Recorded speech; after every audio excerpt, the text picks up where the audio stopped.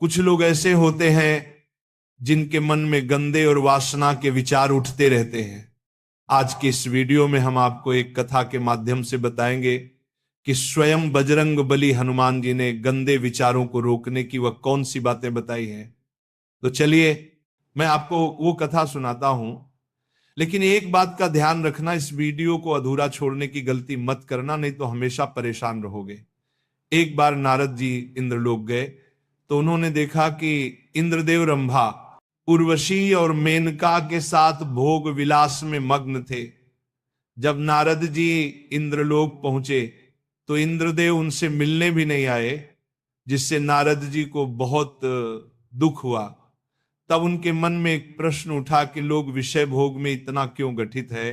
तब उन्होंने सोचा, अगर कोई ऐसा हो जिसने अभी तक विषय भोग ना किया हो, वही मुझे इस प्रश्न का उत्तर दे सकता है। तब उनको याद आते हैं पवन पुत्र हनुमान जी। देवर्षि नारद जी ने विलंब न करते हुए इंद्रलोक से प्रस्थान किया और जा पहुंचे हनुमान जी के पास। तब हनुमान जी तपस्या में लीन थे। जैसे ही नारद मुनि वहां पहुंचे, तब हनुमान जी ने आंखें खोली और देवर्षि नारद जी से बोले, हे नारायण भक्त देवर्षि नारद जी, आप आज हमारे पास आए हैं। कोई अनहोनी हुई क्या मुझसे, या फिर किसी पर कोई संकट आया है क्या? तब देवर्षि नारद जी बोले, हे संकट मोचन हनुमान, ऐसी कोई बात नहीं है, मुझे बस आपसे एक प्रश्न का उत्तर जानना था। तब हनुमान जी ने कहा, कहिए देवर्षि नारद जी, आपका वह प्रश्न कौन सा है? तब देवर्षि नारद जी बोले, हे संकट मोचन हनुमान, आपने आज तक किसी भी स्त्री को स्पर्श तक नहीं किया है, ना तो आज तक आपने किसी के साथ विषय भोग किया है। लेकिन मैं जब इंद्रलोक पहुंचा तो इंद्रजीत मुझे मिले तक नहीं, क्योंकि वह रंभा, मेनका, उर्वशी के साथ वासना में व्याप्त थे। तब मेरे मन में यह प्रश्न उठा कि मनुष्य के मन में यह वासना का विचार क्यों उठता है और इसे कैसे रोक सकते हैं।